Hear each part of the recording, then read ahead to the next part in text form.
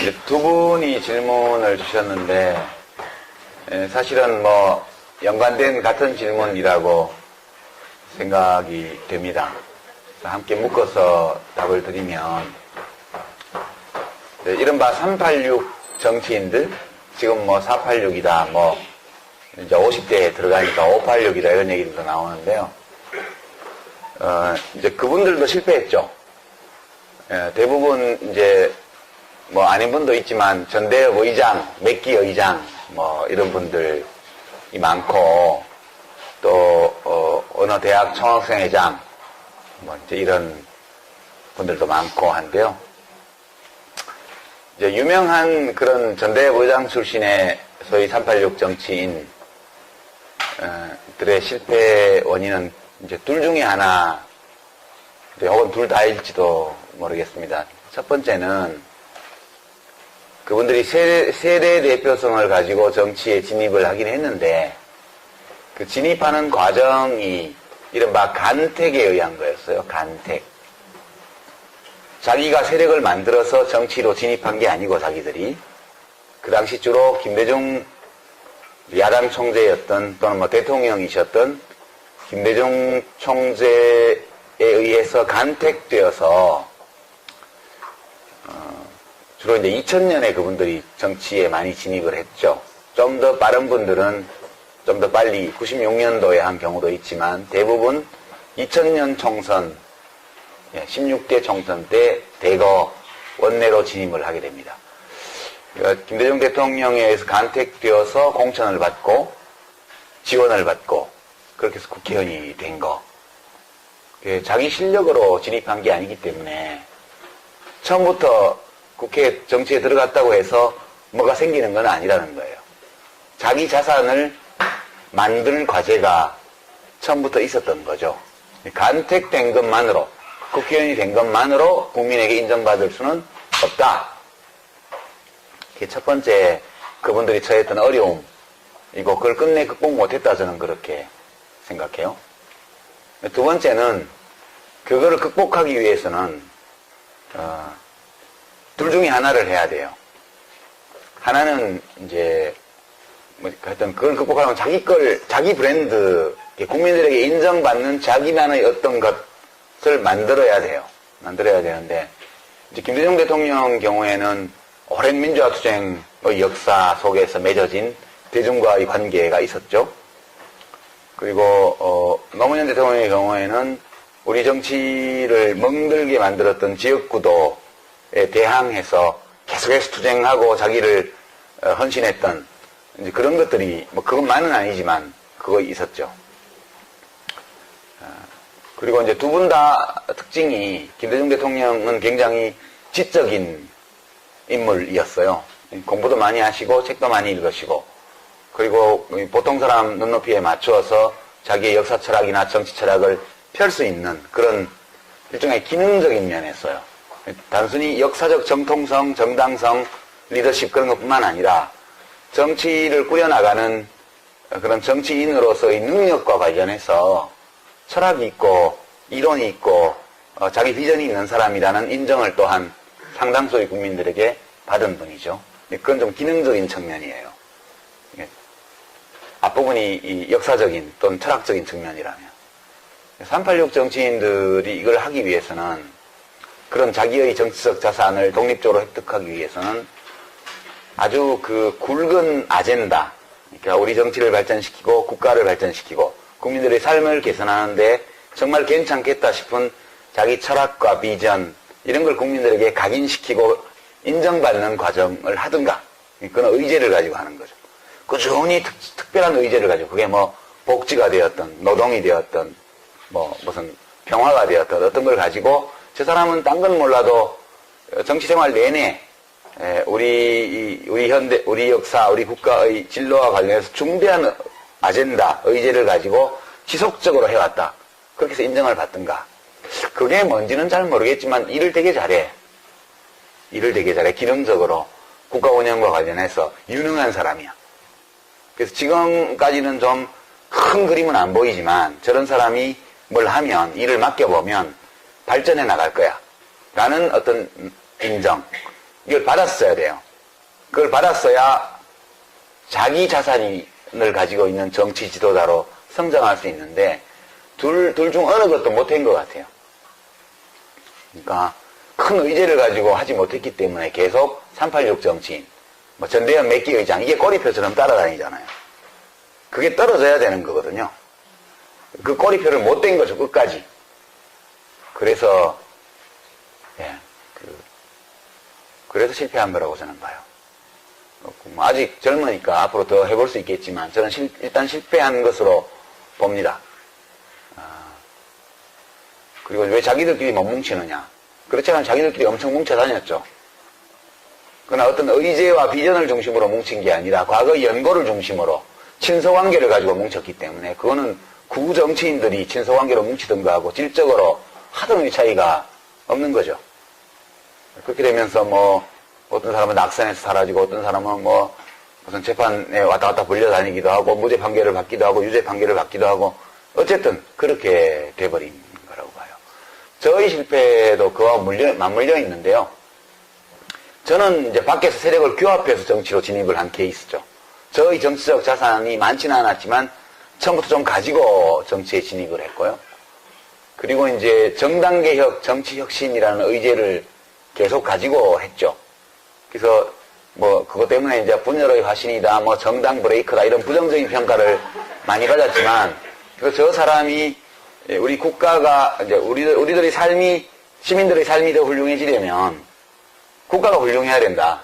국가가 훌륭하다고 해서 모든 시민의 삶이 훌륭한 건 아니지만 국가가 훌륭해야 훌륭한 시민들이 훌륭한 삶을 살 수 있는 거니까 국가가 훌륭하다는 것은 그 국가가 사람들 사이에 정의를 수립하는 국가라는 뜻이에요. 그리고 정의를 수립하기 위해서 모든 시민들의 요구에 대해서 소망에 대해서 한쪽으로 치우침이 없이 공평하게 시민들의 목소리에 귀를 기울이고 그들의 소망을 실현해주기 위해서 노력하는 국가가 훌륭한 국가죠.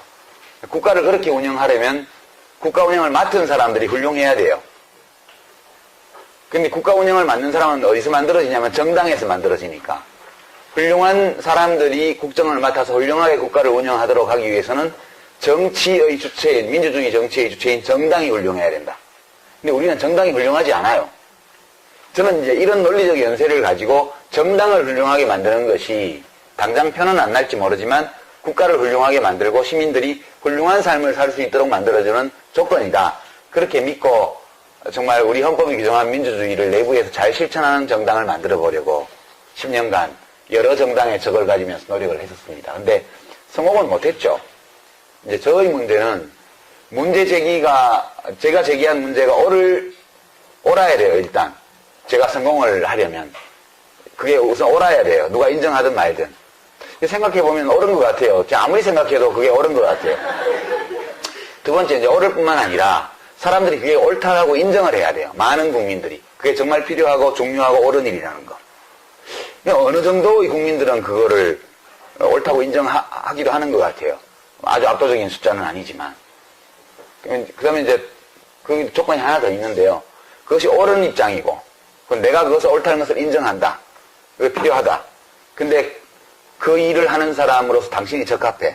그렇게 인정을 받아야 돼요. 제가 성공하려면. 근데 저는 옳다고 생각하지만 옳지 않을 수도 있죠. 이게 다른 게 더 중요할 수도 있습니다. 두 번째, 옳다고 하더라도 사람들이 충분히 그걸 인정 안 했을 수도 있어요.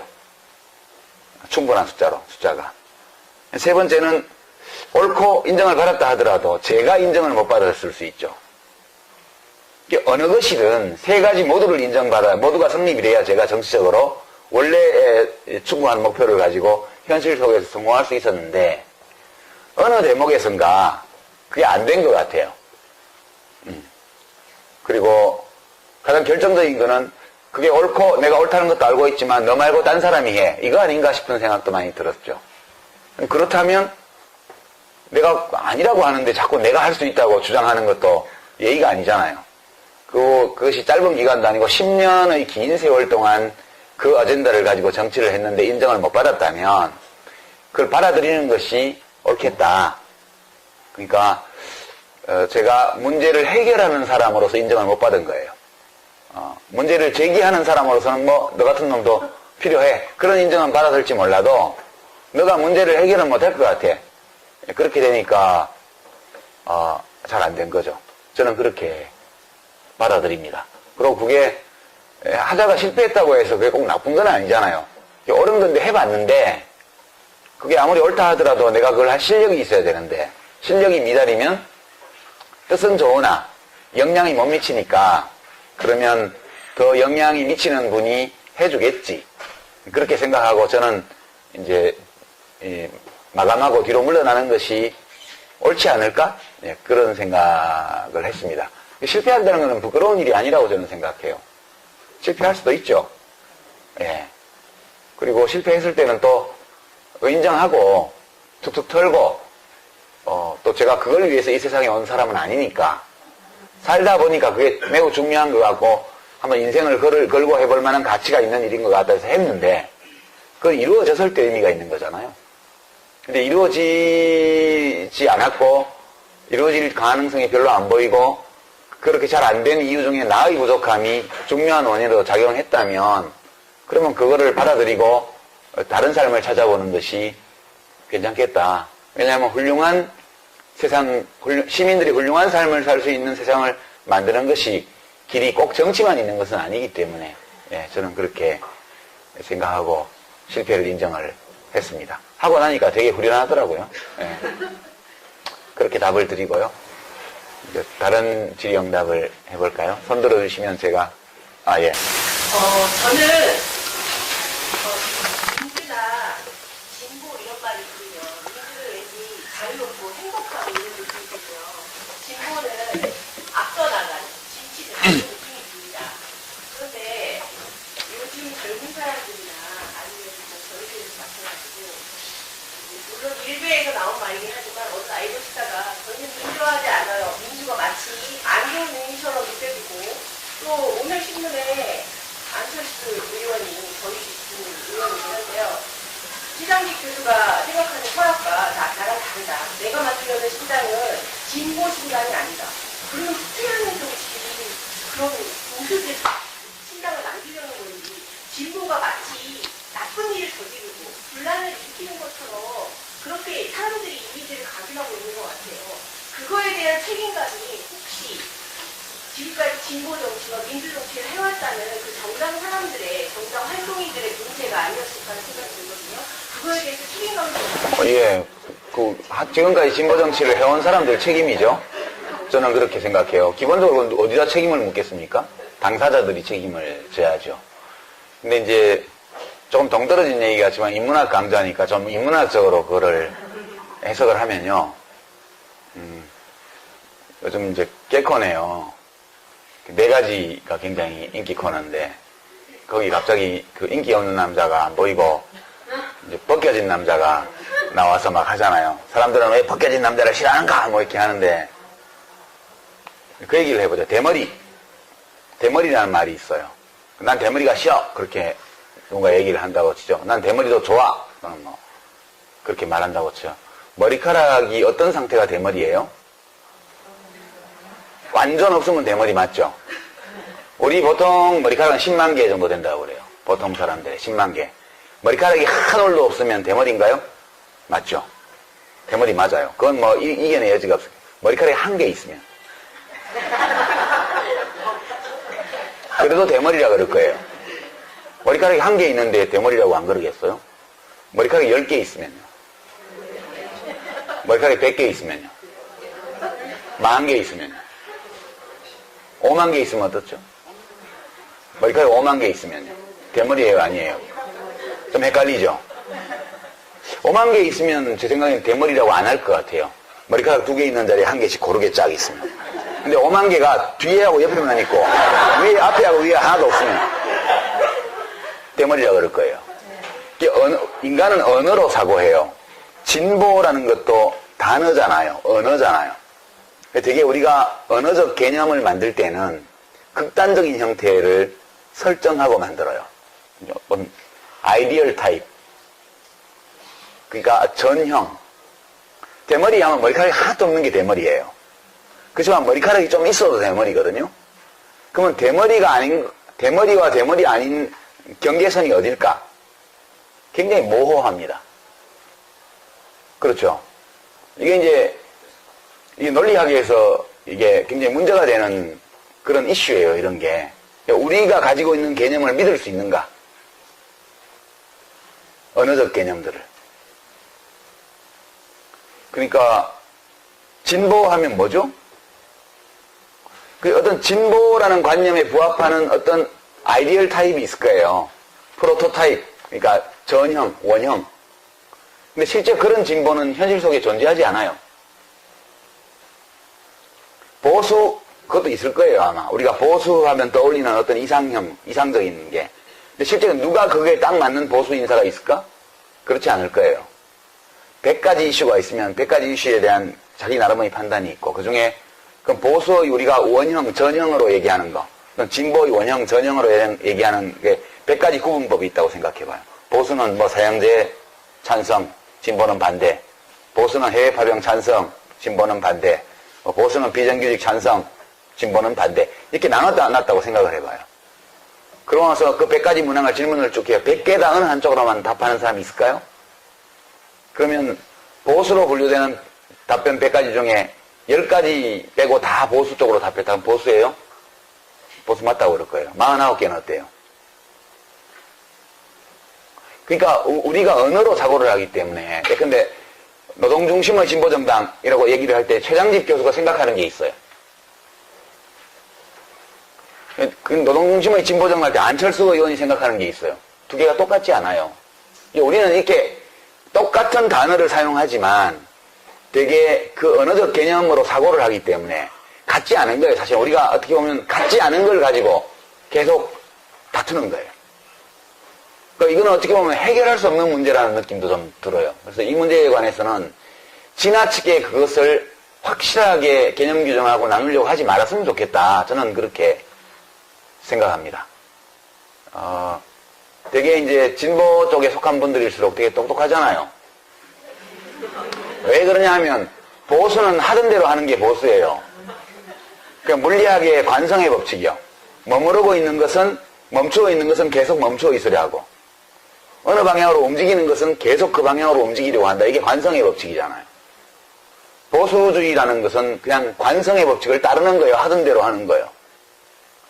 이거는 생물학적으로는 어떤 의미가 있냐 하면 진화적으로 오랫동안 축적된 행위 양식대로 행동하는 걸 말하는 거예요. 누가 우리 가족을 죽이면 나도 그놈을 죽이는 거. 이게 굉장히 자연스러운 거예요. 수백만 년 동안 그렇게 살아왔어요. 국가가 이 복수를 대행해주기 시작한 거는 얼마 안 된 일이라고요. 몇천 년 안 돼요. 그러니까 수십만 년의 진화 과정 속에서 누가 나를 죽이면 나도 그놈을 죽이는 게 우리들의 행동 양식이었는데 진화적으로 익숙한 행동 양식이에요. 근데 이걸 내가 죽이지 않고 국가가 대행해준다? 이거는 매우 새로운 거예요. 심지어는 국가가 대행도 하지 마라. 이제는 복수를 하지 마라. 복수를 하되 그 복수가 똑같은 형식으로 죽이는 식의 복수가 아니고 그냥 가다 놓고 내가 낸 세금으로 밥 주고, 이거는 너무너무 이상한 거예요. 이거는 예? 너무너무 이상한 거라고. 우리들의 본능, 우리가 획득해 있는 진화적 본능에 맞지를 않아요. 진보는 거슬러 가는 거거든요. 오래 축적되어 온, 진화 과정에서 축적되어 온 익숙한 사고방식과 행위 양식을 변화를 주는 게 진보예요. 그 진보는 관성의 법칙을 이겨내려면, 멈추고 있는 것을 움직이게 하려면, 이 방향으로 움직이는 것을 멈추게 하려면, 또는 이 방향으로 움직이는 것을 방향을 틀게 하려면 뭔가 작용을 가해야 되고, 작용을 가하기 위해서는 작용을 가하기 위한 목표가 있어야 돼요. 우리들의 생각 속에. 진보는 똑똑하다고요. 보수는 별로 생각할 필요가 없어요. 그냥 기분대로 하면 돼요. 그러니까 이렇게 되다 보니까 진보 쪽은 되게 까다롭다고요. 소고기 등급 심사하듯이 1등급 소고기, 2등급 소고기 하듯이 명품 진보, 짝퉁 진보 이렇게 나누려고 그러고. 근데 우리는 진보를 위해서 태어난 사람들이 아니잖아요. 우리가 어떤 문제에 대해 생각할 때 이것이 옳으냐, 옳지 않으냐 그렇게 판단하는 게 맞죠. 이게 보수냐, 진보냐. 보수는 어때요? 내 마음속에 그게 옳다고 생각되면 좋은 거죠. 보수 진보를 위해서 우리가 존재하는 게 아니고 우리들의 좋은 삶을 위해서 보수도 있고 진보도 있는 거라고요. 어떤 잣대를 댈 때 진보가 하는 거면 옳고 보수가 하는 거면 틀렸다 이거 아니라고 봐요. 우리들 각자는 옳고 그름에 대한 윤리적 직관을 가지고 있다고요. 근데 어디 노동조합에서, 큰 회사 노동조합에서 무슨 장기 근속하고 퇴직한 자녀에게 신입사원 선발할 때 가산점을 준다. 이거에 진보 보수를 댈 이유가 있어요? 그냥 그건 들으면 기분이 나쁘잖아요. 우리들의 직관이 그건 옳지 않아라고 말을 해요. 이 윤리적 직관은 문명이 준 게 아니에요. 평등, 정의, 자유에 대한 윤리적 직관이라는 것은 우리가 생물학적으로 획득한 본능이라고요. 3살짜리 애들도 다른 애들은 사과를 2개 주고 자기를 1개를 주고 화를 내요. 식탁에서 다른 애들은 등받이 있는 의자를 주고 자기는 등받이 없는 나무 의자를 주면 화를 낸다고요. 그게 어디서 왔느냐? 평등에 대한, 그러니까 이유 없는 차별에 대한 분노, 이런 것들은 우리가 획득한 자연적 본능이에요. 이게 되게 그런 종류의, 그러니까 똑같이 자동차 타이어를 문짝을 조립하는데 왼쪽 문짝 조립하는 정규직은 6천만 원 주고 1년에 오른쪽 문짝 조립하는 비정규직 사내 하청은 3천만 원 준다. 그 얘기를 듣는 순간 기분이 나쁘다고요. 그러니까 그런 것은 진보 보수를 따질 필요, 그런 논리적인 잣대를 댈 것 없이 우리들의 직관이 바로 얘기를 해요. 이제 칸트 같은 철학자가 그걸 가장 잘 지적을 해냈죠. 사람은 경험하지 않고도 자연이 명하는 이성의 법칙을 찾을 수 있다고 얘기를 했어요. 정언명령. 1번이 내가 스스로 세운 행위의 준칙에 따라 행동하되 그 준칙이 보편적 법칙이 될 수 있다고 주장할 수 있는 준칙이어야 한다. 그런 거죠. 2번째는 나 자신이든 타인이든 사람을 언제나 한결같이 목적으로 대하라. 수단으로 삼지 말라는 거예요. 칸트는 이 정언명령 2가지를 인간이 경험의 도움을 받지 않고도 순전히 이성의 힘만으로 이 인식에 도달할 수 있다고 주장을 했는데 그걸 달리 쉽게 표현하면 그것이 우리의 윤리적 직관이라고요. 생물학적으로 취득한. 안 가르쳐도 알아요. 그걸 칸트는 되게 어렵게 얘기해놨고 자, 그 책을 읽으면서 이 얘기를 하는데 왜 시간과 공간에 대한 개념 규정부터 하지? 그래갖고 막 700페이지, 800페이지가 나가야 그 얘기가 나와요.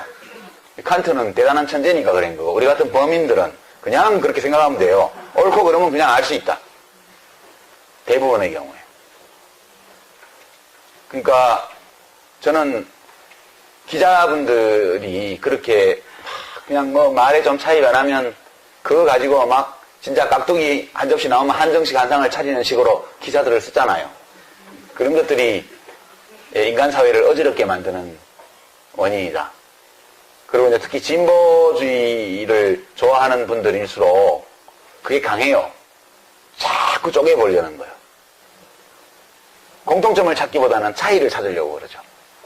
그 분위기로 가면 안철수 신당도 잘 안 될 거라고 저는 생각하죠. 그게 뭐 중요한가요, 그게? 그렇게? 네. 이 시대에 옳지 않은 것이 많다면, 우리 생각에.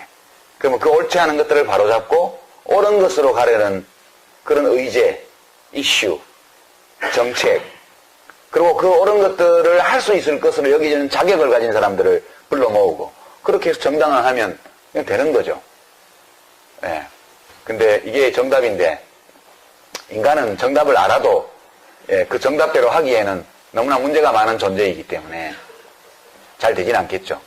그러니까 인간 그 자체가 문제라는 거죠. 예. 그렇게 좀 애둘러서 답변을 드립니다. 예. 제가 정부의 입장으로, 수학의 입장으로 접근했는데요. 요즘 이제 복지가 가지잖아요. 그러니까 예전에는 복지 얘기가 무슨 빨갱이로 몰리다가 요즘 이제 박근혜 대통령까지도 복지, 경제민주화 얘기를 하고 있거든요.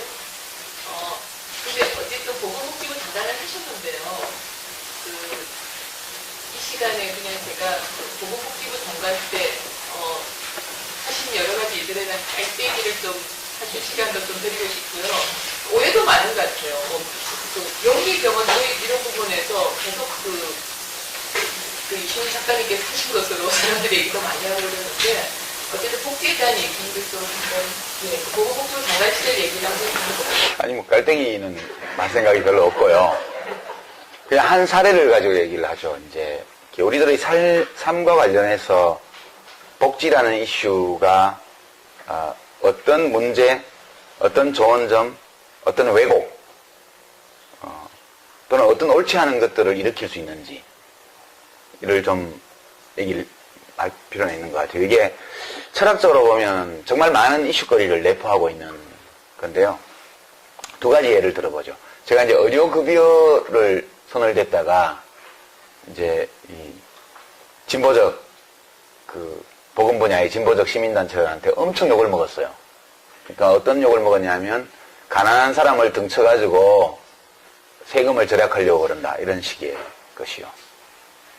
이제 우리 의료급여 제도라는 거는 기초생활보장 대상자들에게 한 20몇 가지 혜택을 선정이 되면 확 주거든요.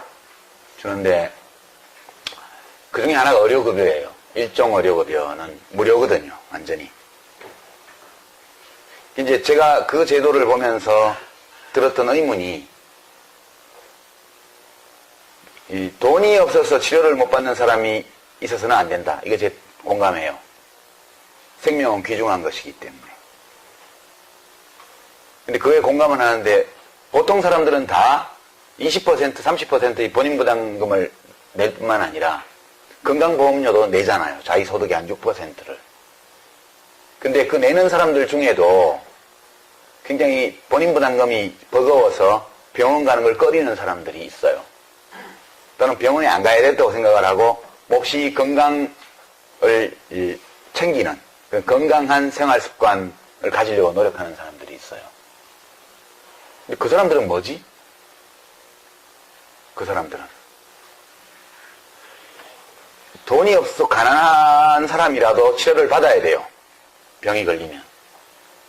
근데 단지 가난해서 의료급여 수급권자로 지정됐다는 이유만으로 그 사람이 모든 의료기관을 무제한으로 무료로 이용하는 것이 정당한가? 그러니까 모든 의료기관에 무제한으로 1년 내내 의료 서비스를 보험급여 서비스에 한해서 비급여는 말고요. 무제한적으로 받을 수 있도록 허락하는 것이 그것이 가난해서 치료를 못 받아서 죽는 사람이 있었으면 안 된다는 우리 모두가 공감할 수 있는 명제를 실천하는 합리적인 방법인가에 대한 의문이 있었어요.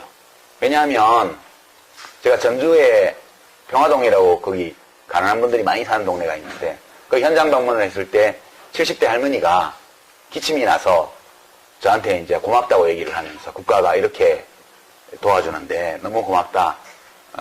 자기 언니가 예전에 돌아가셨는데 이런 거를 국가에서 한 번도 못 받아보고 정말 아플 때 병원도 못 가고 너무 눈물이 난다. 그 얘기를 하셨어요.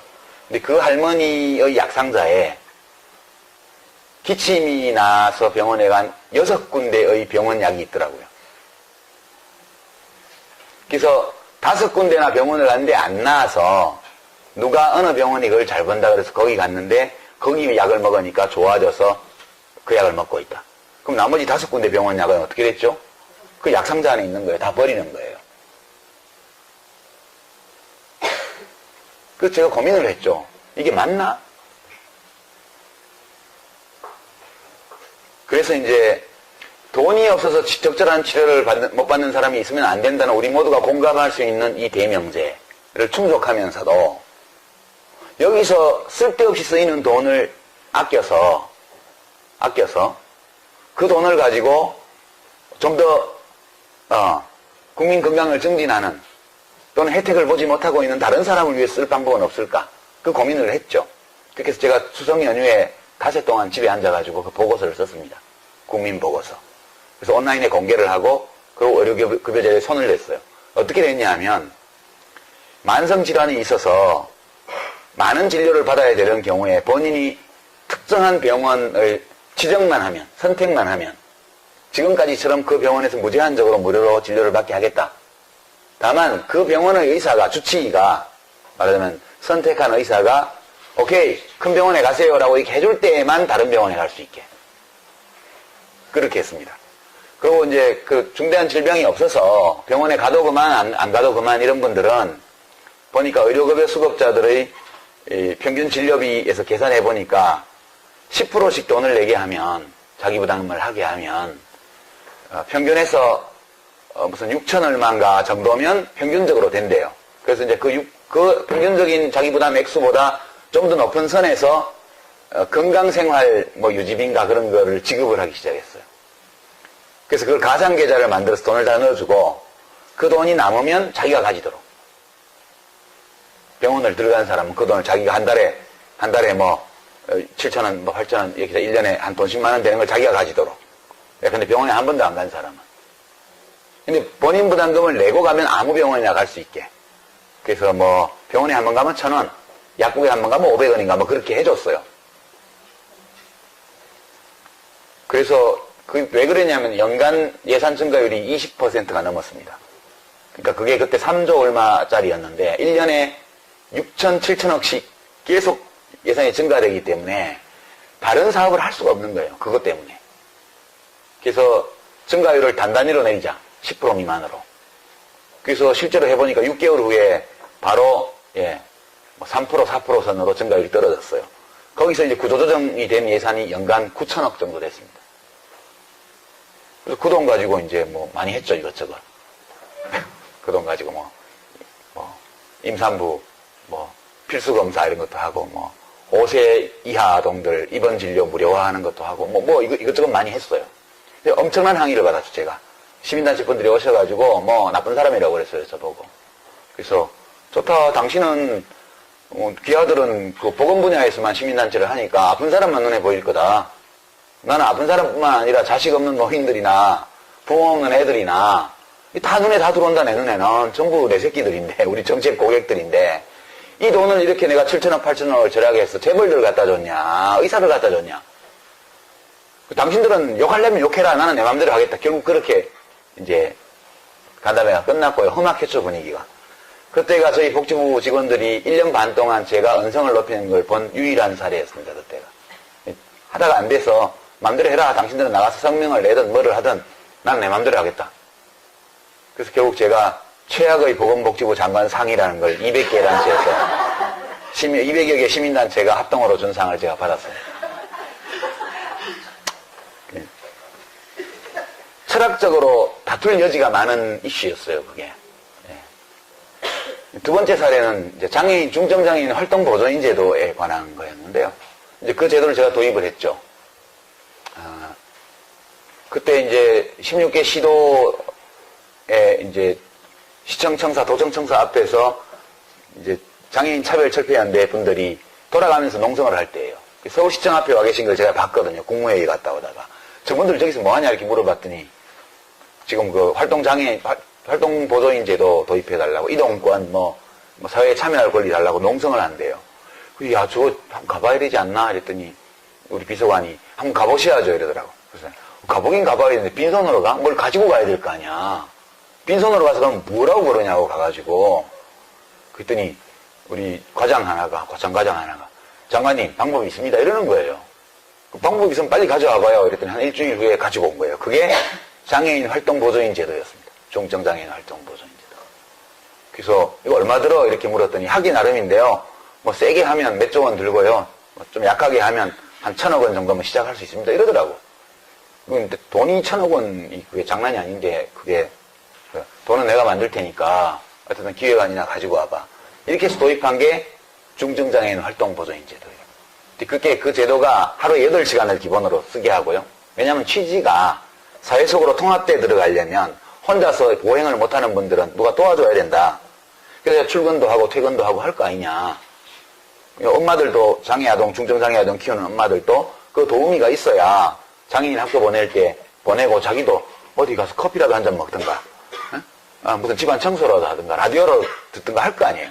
그래서 이제 그 제도를 8시간을 기본으로 하고, 특별하게 사유가 인정되는 경우 16시간까지 가능하도록 하고, 단가를 시간당 7,000원 그때 해줬습니다. 2006년도에. 엄청 세게 해줬죠.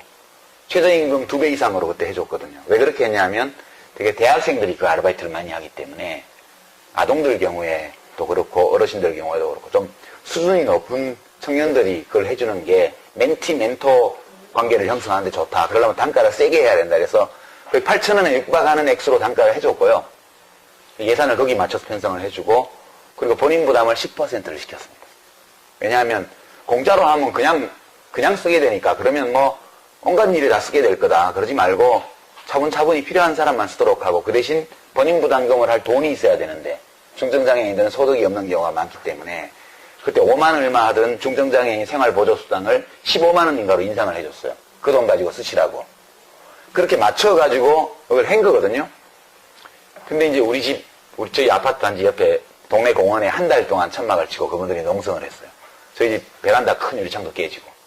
아침에 제 출근 시간에 밀고 들어와가지고 경비 아저씨들이 이거 하고 있으면 저는 6시 넘으면 일찍 출근해버리고 저희 아들은 그 밑으로 학교 다니고 그렇게 했는데요. 그분들이 농성한 이유가 이거였어요. 시간 제한 없애라. 24시간 쓸 수 있게 해달라. 본인 부담 없애라. 그리고 등급 없애라. 왜냐면 그게 1등급, 2등급, 장애 등급 1, 2급에만, 중증장애인만 해준 거니까요. 그래서 싸움이 시작이 됐는데 한 달 동안 농성을 했고, 저희 과장한테 아무 약속도 해주지 말라고 그랬습니다. 제가 거기 가서. 근데 공무원들은 장관 집 옆에서 그걸 하고 있으니까 경찰차 와 있고 맨날, 그래서 제가 경찰 다 철수시켰죠. 경찰 오지 마라. 저분들 뭐 그렇게 하는 사람들 아니다.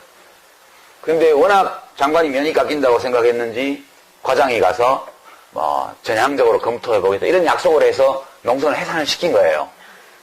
그 더운데 그러고 있으니까. 그러니까 이제 나중에 장관이 시건을 했다, 약속을 위반했다 어쩌라 엄청 공격을 했는데요. 그때 제가 고민했던 게 그런 거예요. 만약 등급 구분을 없애고 모든 장애인, 등록 장애인에게 그거를 해주고 자기가 필요하다고 판단하는 사람에게 24시간 붙여주고 그리고 본인 부담이 없이 무료로 쓰게 한다면 예산이 얼마 들까? 물어봤더니 한 3조 원 든다고 그러더라고요. 시뮬레이션 해보니까. 그러면 공급이 될까? 거기 보조인이 있어야 되는데 그 아무나 보조인을 할 수 있는 게 아니잖아요. 주로 이제 사회복지과 학생들이라든가 뭐 이런 학생들이 많이 하는데 공급 업체가 있을까? 그 공급 업체가 없으면 지방자치단체에서 그걸 해야 될 거 아니에요. 그럼 지방자치단체에서 센터를 만들어서 엄청난 인력을 고용하고 사람을 조직하고 이렇게 공급을 해야 되는데 단기적으로 불가능하다는 거예요. 나중에 시간이 좀 가면 몰라도. 그래서 그럼 욕먹어도 할 수 없다 그냥 이렇게 가자 해서 그냥 그렇게 간 거예요. 지금도 제가 그걸로 욕을 먹고 있죠. 네. 근데 저는 생각에 24시간 등급 제한 없이 무료로 제공한다면 국회에서 이게 예산이 통과될까? 국민들이 뭐라고 그럴까? 그거는 그냥 시체 말라고 몸종을 붙여주는 거예요. 그럼 우리가 장애인들 활동이 혼자서 어려운 장애인들을 도와야 된다는 명제에는 모두가 찬성하지만 개인 비서처럼 24시간 1년 365일 평생 그렇게 누구를 붙여주고 그걸 100% 세금으로 그냥 한다. 이럴 경우에 이 방안을 실현하기 위한 예산이 국회를 통과할 수 있을까? 이런 고민을 했던 거죠. 국회 통과는 차치하고라도 그것이 옳은 일일까? 에 대한 고민이 있었어요. 복지라는 건 그런 건데요. 저는 이제 삶에 대한 책임은 내 자신에게 있다고 생각해요. 늘. 환경이 아무리 나쁘고 제도가 아무리 잘못되어도 삶에 대한 근원적인 책임은 나에게 있다. 그리고 주관적으로는 그렇게 생각해야 맞고 그러나 객관적으로 보면 그 사람에게 책임이 다 있지 않은 경우가 무지 많아요. 따라서 국가와 사회에도 책임이 있죠. 그 사람이 자기 힘으로만 극복하기 어려운 조건에 처해 있을 때 그것을 자신의 힘으로 어느 정도 극복 가능한 수준까지 사회나 국가가 해줘야 된다. 그거를. 그렇게 저는 인정을 해요. 그렇게 되면 자기 자신과 국가가 책임을 나눠지는 거죠. 언제나 국가의 지원은 독립적으로 살아가고자 하는 자구적인 삶에 대한 지원이어야 한다. 저는 그렇게 생각합니다. 모든 것을 다 국가가 책임진다. 저는 반대예요. 저는 싫어요. 그게. 왜 국가가 내 모든 걸 책임지는데 뭐 때문에 국가가 그걸 책임져야 돼요. 나는 국가가 해준다고 해도 싫어요. 내 인생은 내가 산다. 이렇게 생각하는 거지. 그래서 삶에는 공동체와 그 개인이 책임을 공유해야 된다고 저는 보는 거예요. 기본은 자기 자신이고 그리고 그 사람의 상황과 그 사람이 처한 조건에 따라서 필요한 만큼 사회와 국가가 개입해서 같이 책임을 져줘야 된다. 이것이 바람직한 복지 시스템이다. 이렇게 생각하고요. 되게 우파들은 전통적으로 보수는 자기 책임이지 이거를 되게 강조하고요. 왜냐하면 그렇게 살아왔거든. 수백만 년 동안. 자기 자신과 가족들이 책임지고 살아왔어요. 진보 좌파들은 국가가 책임져야 된다. 뭐든지. 요람에서 무덤까지. 저는 싫어요. 요람에서 무덤까지. 무덤 만들고 싶지도 않아. 그러니까 좋은 것은 그 양극단 어느 중간에 있는 거겠죠. 그게 무게중심이 어디까지 가야 될지는 사람들의 생각에 달린 거예요. 근데 우리가 진보 보수하면 되게 이념형을 많이 생각하기 때문에 최대한의 국가 책임, 이게 진보의 전유물인 것처럼 주장인 것처럼 보이고 최대한의 개인 책임, 이게 보수의 전유물인 것처럼 보이는데 박근혜 대통령이 거기서 좀 벗어났단 말이에요. 국가도 책임이 있어. 이렇게 왔고. 근데 그게 그만큼 진전된 거죠. 그럼 진보는 계속 그러면 이념형을 고집하는 걸로 갈 거냐? 저는 그건 아니라고 보는 거죠. 사람들이요, 적당하다고 생각하는 게 있는 것 같아요. 그게 논리적인 게 아니고 직관적인 거예요. 예를 들어 여러분들 고용보험, 건강보험, 국민연금 다 반씩 내죠, 직장인들은. 사용자가 반 내고 자기가 반 내잖아요. 그쵸? 왜 반일까요? 왜 50대 50으로 낼까요? 모든 나라들이 50대 50이에요. 거의 모든 나라들이. 거기에 어떤 이론적 근거가 있을까요? 철학적 근거가 있을까요? 제가 독일에서 보건경제학 그 수업을 들을 때 세미나 하다가 이 질문이 나왔습니다. 제가 질문을 했어요. 비스마르크가 최초의 사회보험을, 인류 역사상 최초의 국가사회보험을 도입할 때 그 사람은 엄청난 독재자 아니에요. 박정희 대통령이 완전히 숭앙하던 인물이에요. 비스마르크, 철혈제상, 전쟁, 독재, 부국간병, 그걸 했던 사람이에요. 그 사람이 인류 역사상 최초의 국가사회보험을 도입했어요. 그때 반반으로 했대요. 반반으로. 그래서 제가 질문했더니 교수도 가만히 생각하더니 그거 잘 모르겠는데 알아보고 다음 시간에 얘기해 줄게. 그러고 갔어요. 그 다음 주에 왔는데 아무리 찾아봐도 50대 50으로 된 정당하다는 이론서나 이런 거 아무것도 없대요. 논문도 없고. 왜 50대 50으로 됐어? 그러니까 야 이거 노동자들 보고 다 내라 그러면 그리고 사용자도 좀 내야지. 얼마씩 낼까? 각하 반반씩 내는 게 어떻겠습니까? 그래 그게 좋겠네. 그래가지고 반반씩 냈다는 거예요. 독일에서 그렇게 내고 나니까 다 그렇게 따라간 거예요. 이게 직관이거든요. 직관. 노동자들 안 그래도 월급 적은데 그 보험료를 지 혼자 내라 그러면 너무 힘들지 않아? 그러니까 이제 일 시키는 회사에서도 내야지. 얼마 내야 되지? 거기 무슨 철학적 이론적 논증이 있을 수 있겠어요. 반반씩 내. 그게 우리 직관이거든요. 함께 책임을 져야 된다면 일단 반반이 기본이에요. 반단. 그것이 우리의 윤리적 직관인데 저는 진보 쪽에서 이 문제를 좀 생각해 봤으면 좋겠다는 거예요. 너무 이론적으로 많이 가 있어서 이 공무원들은 지침이 없으면 밥숟가락을 못 들고요. 숟가락 들어 지침 내려면 들었다가 내려 없으면 그냥 들고 있는 거예요. 네? 진보는 이론이 없으면 숟가락을 못 내려요. 또 일단 들었다면 계속 들고 가는 거예요. 우리 마음을 들여다보면 자연스러운 감정이 있어요. 사람들이 보편적으로 공감할 만한 이 기반을 놓쳤기 때문에 저는 우리 진보 정치가 이렇게 어려워졌다. 그런 면이 무지하게 많다.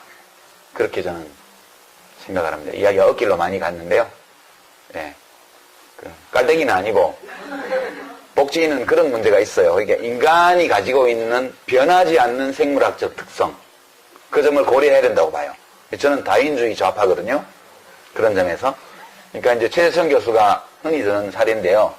갈매기가 일부일처제 동물이에요. 갈매기가.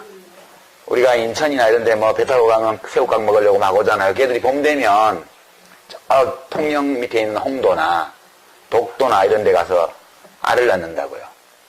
근데 살 때는 쫙 나가서 막 살다가 짝짓기철이 되면 작년에 부부가 다시 만나요. 와가지고. 어떤 놈은 자기 짝이 안 오면 지금 산란기가 다 지나가는데도 계속 기다려요. 기다리다가 늦게 딴 놈하고 짝을 맺어가지고 늦게 알을 낳는 놈도 있고요. 그 다음에 이제 둘이 알을 까고 이제 새끼를 부화시켜서 먹이를 갖다 먹일 때도 교대로 해요. 정확하게. 반씩.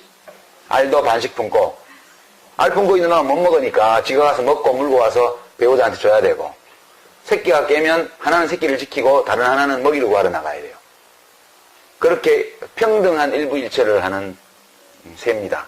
근데 만약에요,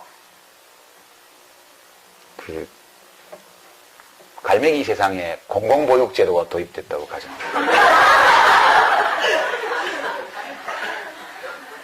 부모가 새끼를 내버리고 가면 누군가가 키워준다. 그러면 다 새끼를 버리고 할 거라는 거예요. 대부분 다. 그게 생물학적 특성이거든요. 안 변하는.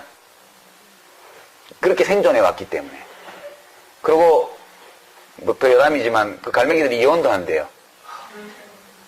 갈매기들이. 한 3분의 1점 이혼한대요. 새 짝을 만든대요. 그 다음에.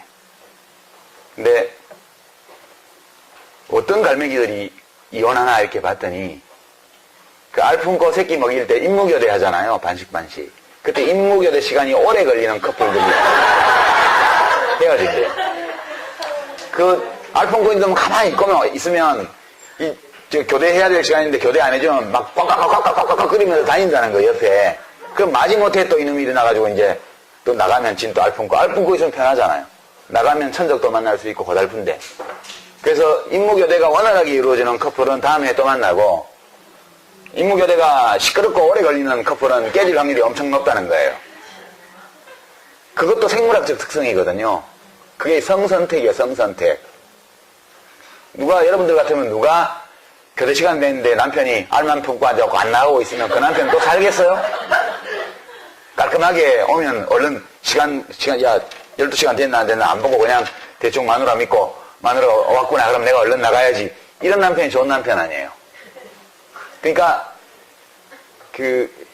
인간은 아주 고등동물이고 지성적인 존재이지만 그 프로이트가 말한 이드, 우리 뇌 구조에서 보면은 이 변연계와 뇌간, 그러니까 뇌의 1층과 지하실에는 그런 욕망, 충동, 이기심 이런 것들이 지배하는 공간이 있단 말이에요. 이것이 변하기에는 역사의 시간이 너무 짧아서 안 변해요. 복지정책을 할 때에도 그 점을 염두에 둬야 된다고 저는 보는 거예요. 그러니까 의료급여를 무제한적으로 풀어놓으면 사람들이 그 나쁜 게 아니에요. 그 사람 입장에서 보게 되면 병원을 계속 다니는 게 합리적이에요. 무제하게. 그 사람이 특별히 나빠서 그런 게 아니고. 예, 그런 제가 다윈주의 좌파로서 가지고 있는 생각의 특성이 제가 장관을 할 때 그 정책들에 반영이 됐어요. 약간 불신하는 거죠, 사람을 어떻게 보면. 그 어떤 공무원은 저보고 장관님은 사람을 약간 불신하는 것 같아요. 그렇게 얘기를 하더라고요. 불신해. 사람을 신뢰한다는 것은 그냥 사람들이 다 훌륭하게 행동할 것이다. 이렇게 믿는 것이 사람을 신뢰하는 게 아니야. 사람을 신뢰한다는 것은 조건이 잘 만들어지면 훌륭한 행동을 할 수 있는 존재다. 이렇게 믿는 것이 사람을 신뢰하는 것이지 무작정 사람을 신뢰하지는 않아, 나는. 그렇게 얘기를 하곤 했습니다. 인문학 시간이니까요. 인문학적으로 깔때기를 드렸습니다. 이 주체인, 민주주의 정치의 주체인 정당이 훌륭해야 된다. 근데 우리는 정당이 훌륭하지 않아요. 저는 이제 이런 논리적 연세를 가지고 정당을 훌륭하게 만드는 것이 당장 편은 안 날지 모르지만 국가를 훌륭하게 만들고 시민들이 훌륭한 삶을 살 수 있도록 만들어주는 조건이다.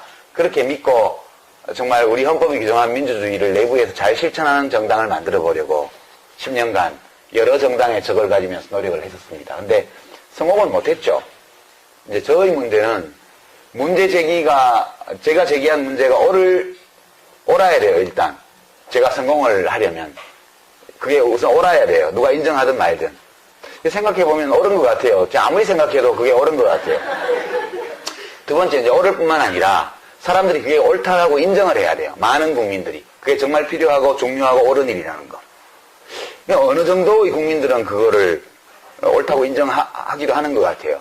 아주 압도적인 숫자는 아니지만. 그 다음에 이제 그 조건이 하나 더 있는데요. 그것이 옳은 입장이고, 내가 그것을 옳다는 것을 인정한다. 그게 필요하다. 근데 그 일을 하는 사람으로서 당신이 적합해. 그렇게 인정을 받아야 돼요. 제가 성공하려면.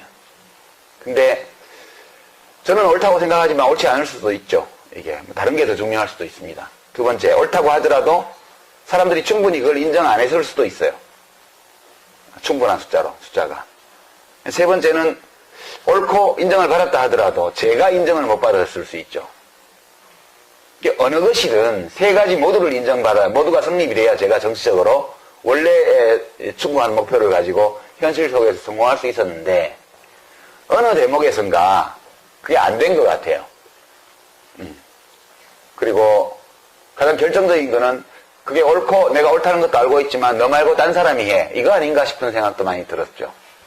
그렇다면 내가 아니라고 하는데 자꾸 내가 할 수 있다고 주장하는 것도 예의가 아니잖아요. 그것이 짧은 기간도 아니고 10년의 긴 세월 동안 그 어젠다를 가지고 정치를 했는데 인정을 못 받았다면 그걸 받아들이는 것이 옳겠다. 그러니까 제가 문제를 해결하는 사람으로서 인정을 못 받은 거예요. 문제를 제기하는 사람으로서는 뭐 너 같은 놈도 필요해. 그런 인정은 받아들일지 몰라도 너가 문제를 해결은 못할 것 같아. 그렇게 되니까 잘 안 된 거죠. 저는 그렇게 받아들입니다. 그리고 그게 하다가 실패했다고 해서 그게 꼭 나쁜 건 아니잖아요. 옳은 건데 해봤는데 그게 아무리 옳다 하더라도 내가 그걸 할 실력이 있어야 되는데 실력이 미달이면 뜻은 좋으나 영향이 못 미치니까 그러면 더 영향이 미치는 분이 해주겠지. 그렇게 생각하고 저는 이제 마감하고 뒤로 물러나는 것이 옳지 않을까? 네, 그런 생각을 했습니다. 실패한다는 것은 부끄러운 일이 아니라고 저는 생각해요. 실패할 수도 있죠. 예. 그리고 실패했을 때는 또 인정하고 툭툭 털고 또 제가 그걸 위해서 이 세상에 온 사람은 아니니까 살다 보니까 그게 매우 중요한 것 같고 한번 인생을 걸고 해볼 만한 가치가 있는 일인 것 같다 해서 했는데 그건 이루어졌을 때 의미가 있는 거잖아요. 근데 이루어지지 않았고 이루어질 가능성이 별로 안 보이고 그렇게 잘 안 된 이유 중에 나의 부족함이 중요한 원인으로 작용했다면 그러면 그거를 받아들이고 다른 삶을 찾아보는 것이 괜찮겠다. 이제 두 분이 질문을 주셨는데 사실은 뭐 연관된 같은 질문이라고 생각이 됩니다. 함께 묶어서 답을 드리면 이른바 386 정치인들 지금 뭐 486이다 뭐 이제 50대에 들어가니까 586이다 이런 얘기도 나오는데요. 이제 그분들도 실패했죠.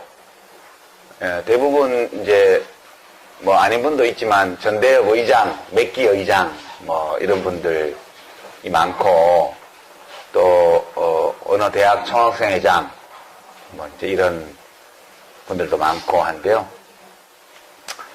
이제 유명한 그런 전대협 의장 출신의 소위 386 정치인 들의 실패 원인은 이제 둘 중에 하나, 혹은 둘 다일지도 모르겠습니다. 첫 번째는 그분들이 세대 대표성을 가지고 정치에 진입을 하긴 했는데 그 진입하는 과정이 이른바 간택에 의한 거였어요. 간택.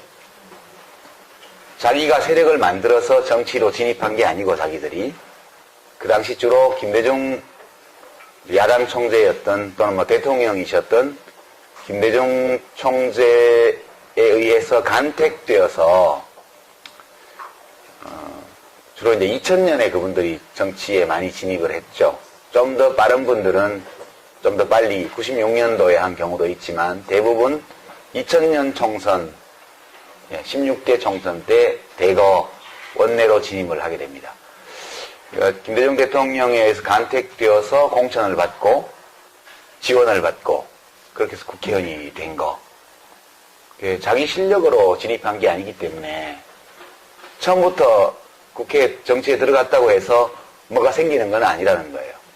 자기 자산을 만들 과제가 처음부터 있었던 거죠.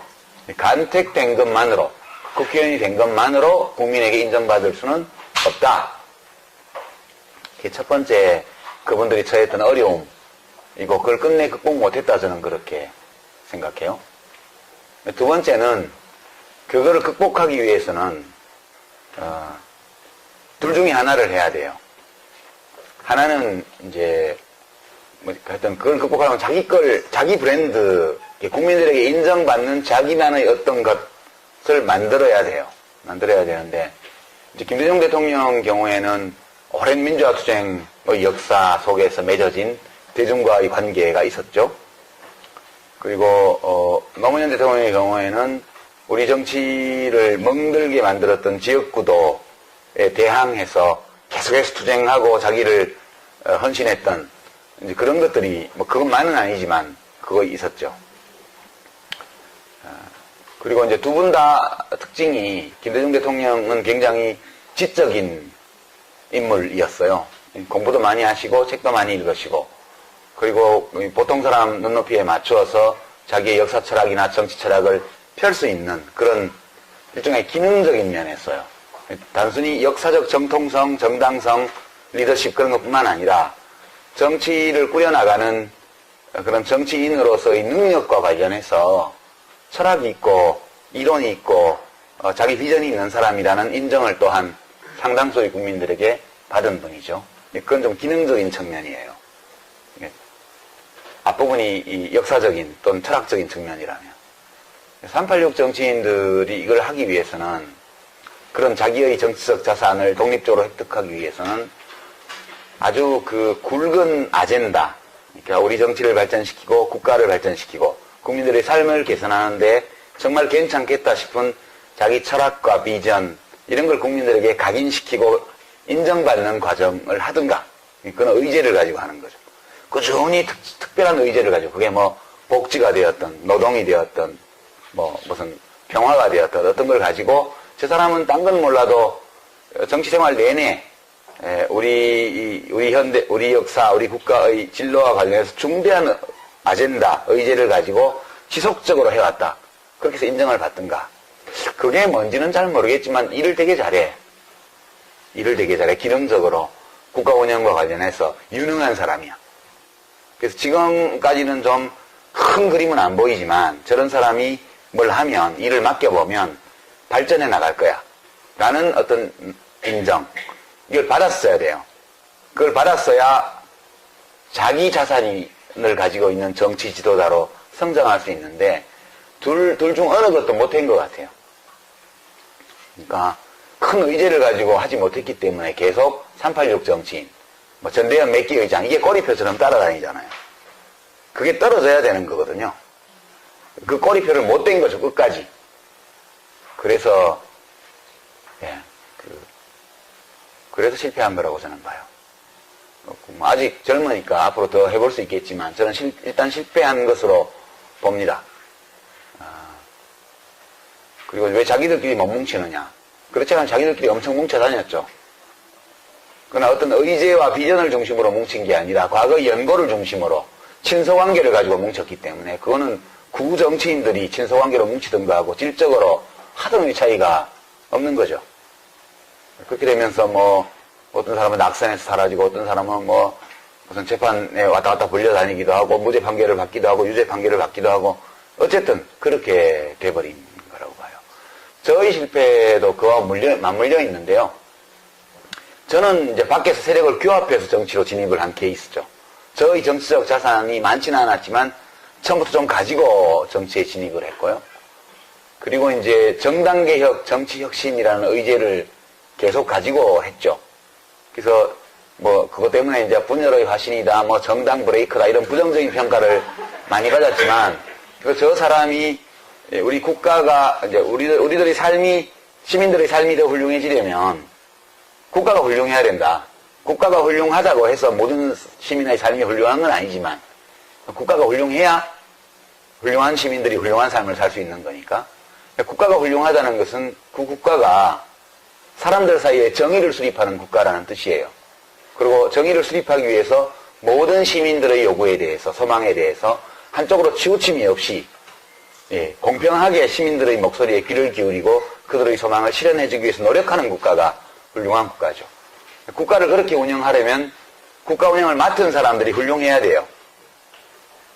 근데 국가 운영을 맡는 사람은 어디서 만들어지냐면 정당에서 만들어지니까 훌륭한 사람들이 국정을 맡아서 훌륭하게 국가를 운영하도록 하기 위해서는 정치, 이게 이제 논리학에서 이게 굉장히 문제가 되는 그런 이슈예요, 이런 게. 우리가 가지고 있는 개념을 믿을 수 있는가? 언어적 개념들을. 그러니까 진보하면 뭐죠? 그 어떤 진보라는 관념에 부합하는 어떤 아이디얼 타입이 있을 거예요. 프로토타입, 그러니까 전형, 원형. 근데 실제 그런 진보는 현실 속에 존재하지 않아요. 보수, 그것도 있을 거예요, 아마. 우리가 보수하면 떠올리는 어떤 이상적인 게. 근데 실제로 누가 그게 딱 맞는 보수 인사가 있을까? 그렇지 않을 거예요. 100가지 이슈가 있으면 100가지 이슈에 대한 자기 나름의 판단이 있고, 그 중에 그 보수의 우리가 원형, 전형으로 얘기하는 거, 진보의 원형, 전형으로 얘기하는 게 100가지 구분법이 있다고 생각해봐요. 보수는 뭐 사형제 찬성, 진보는 반대. 보수는 해외 파병 찬성, 진보는 반대. 보수는 비정규직 찬성, 진보는 반대. 이렇게 나눴다고 생각을 해봐요. 그러고 나서 그 100가지 문항을 질문을 쭉 해요. 100개 다 어느 한쪽으로만 답하는 사람이 있을까요? 그러면 보수로 분류되는 답변 100가지 중에 10가지 빼고 다 보수 쪽으로 답했다면 보수예요? 보수 맞다고 그럴 거예요. 49개는 어때요?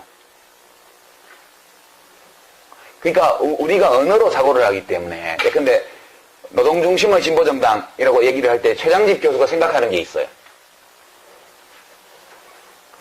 그 노동중심의 진보정당 할 때 안철수 의원이 생각하는 게 있어요.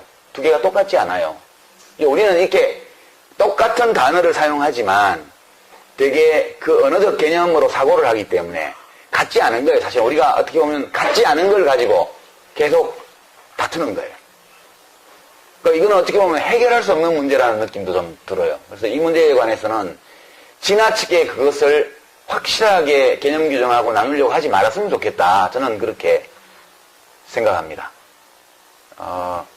되게 이제 진보 쪽에 속한 분들일수록 되게 똑똑하잖아요.